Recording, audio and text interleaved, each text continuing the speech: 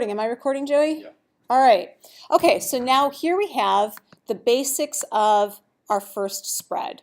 So what we have is I have why dogs. I have a pull quote. I'm going to use a byline for my author by Noah Schlosser. And I'm going to give that my pull quote style.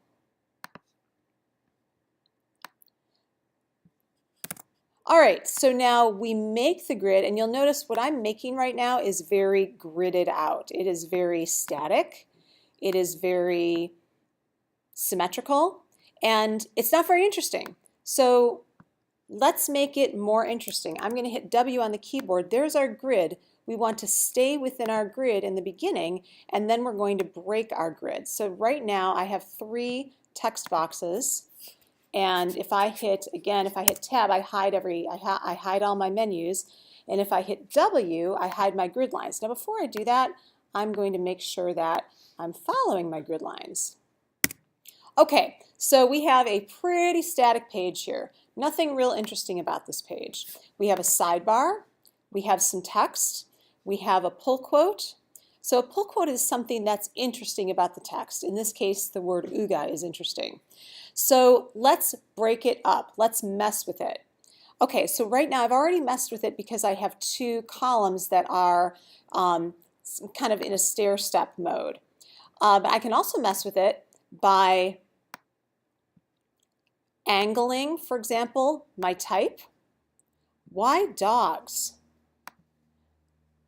And I'm going to take my pull quote. I could angle that whole thing too if I wanted. I'm not going to, maybe, but I'm going to start to mess with the design. So for this, I prefer to have everything turned off and use the entire page. Okay, so then we go into, well, what can I do to make this more fun? Well, is it more fun to have this a straight line, or would it be more fun to have this line on an angle? I think it'd be more fun to have it on an angle. So I'm going to delete this line, and I'm going to make another 3-point line, and I'm going to underline why dogs. And I'm actually going to have that cross the bleed line so that I start to create a spread.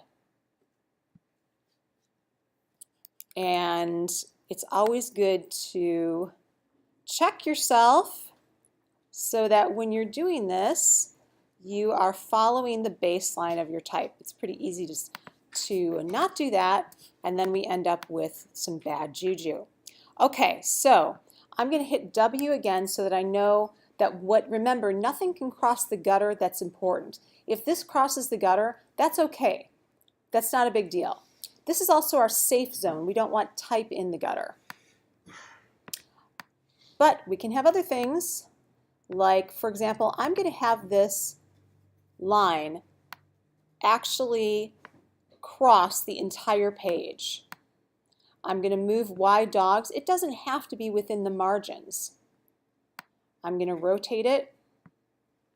I'm going to rotate it again. Okay, I can be a little bit of a perfectionist about this. So instead of being a perfectionist, I'm going to, if you want something to stand out on the page, your best bet is to use some of the Gestalt principles: proximity, contrast, repetition, and alignment. So right now I have things in proximity, things I want to be read together, I'm going to place together. So Why Dogs by Noah Schlosser. Let's see what I can do to make that interesting. So I'm going to hit W again. And I'm going to place my pull quote again right here, making sure it doesn't go into the gutter. And notice, even though I don't have W turned on, InDesign is still snapping to those lines. So I'm going to have that cover 3 grid units, And you can see I still have some overset text.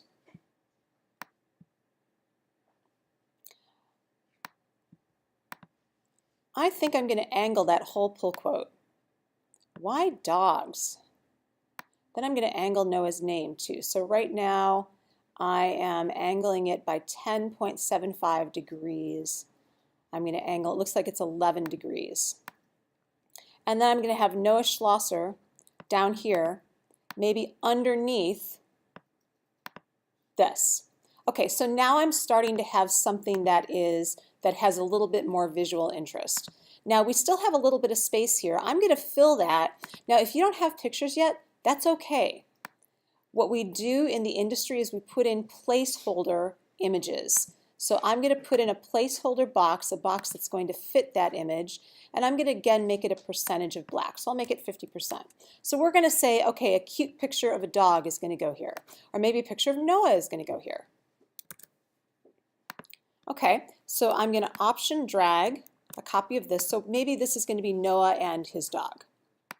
Now, there's no law that says I have to have equal columns.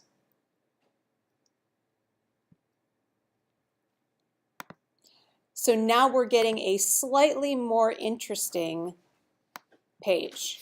This might be even more interesting if I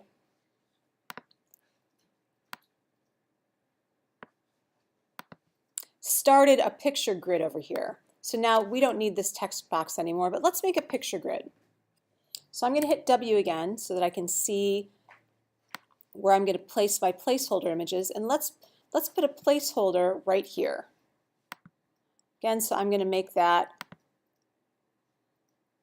a 50% black tint, which says, hey, I'm going to put a picture here. I don't know why I'm wired to like square images, but I am. I love square images. So I'm going to place a few of them, and I'm going to take this and I'm going to say, okay, I'm going to have a picture heavy layout, and this is going to cover, these are going to cover 1, 2, 3 grid units. So I can take grid units and I can divide them, I can separate them. I actually think this is a bit too close to the gutter. Maybe I should make my gutter bigger. That's going to center, and then we have this over here. Okay, so that's my picture grid. So what could I do to make this more interesting? Let's hit W, and it looks a little disorganized right now. Actually, that's an understatement. It looks a lot disorganized right now. So InDesign has these smart guides to help us organize our page. I'm going to have some more text here. Probably I'm going to want some more text here. So I'm going to draw a text box, and I'm going to fill it with that placeholder text. Type fill with placeholder text. I'm going to make it my body copy style. And so this would be an example of a pretty a text heavy layout with some pictures in it. Let's tie together why dogs. Now this is 16, and we set 11 and a half was our angle that we were using, and I tend to prefer that. So I'm going to draw a polygon frame. I could also use the pen tool for this. And I'm going to send it to the back.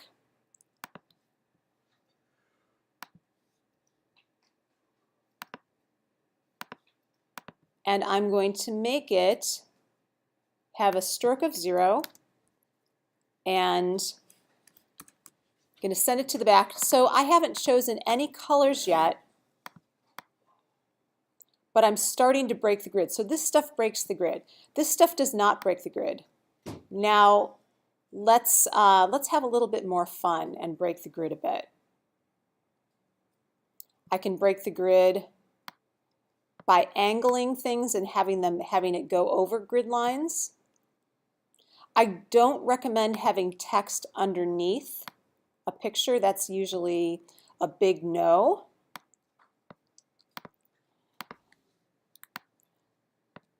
And I'm going to place a headline here, my puppy dog.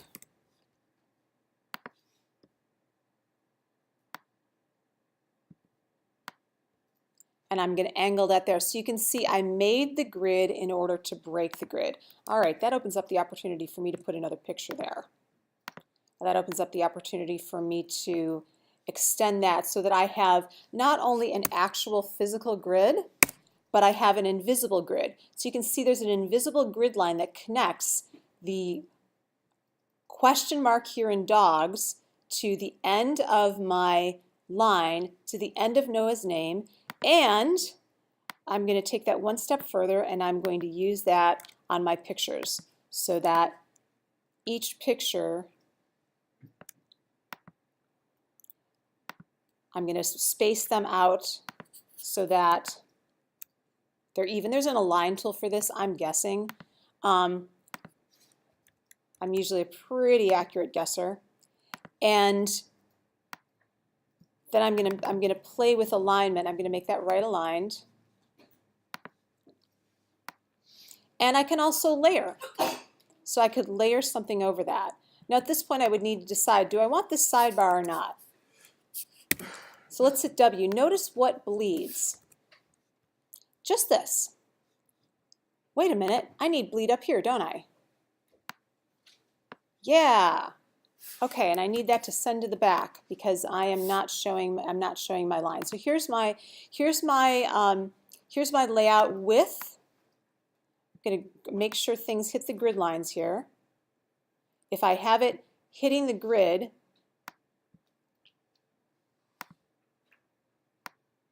I want to make sure that we're covering, that we're utilizing this grid that we've made.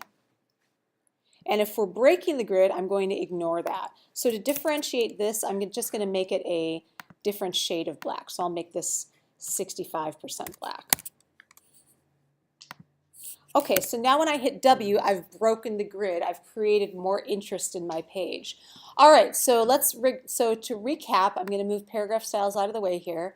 So I have my master page of none, a master page which governs all of these pages, and it governs all of the repeating elements on the page, which in this case is just this line and my page number. And then I put in all my elements, and my job, I'm going to hit the tab key so we can see all this, is to make a gridded out layout and then figure out all the ways that I can break the grid.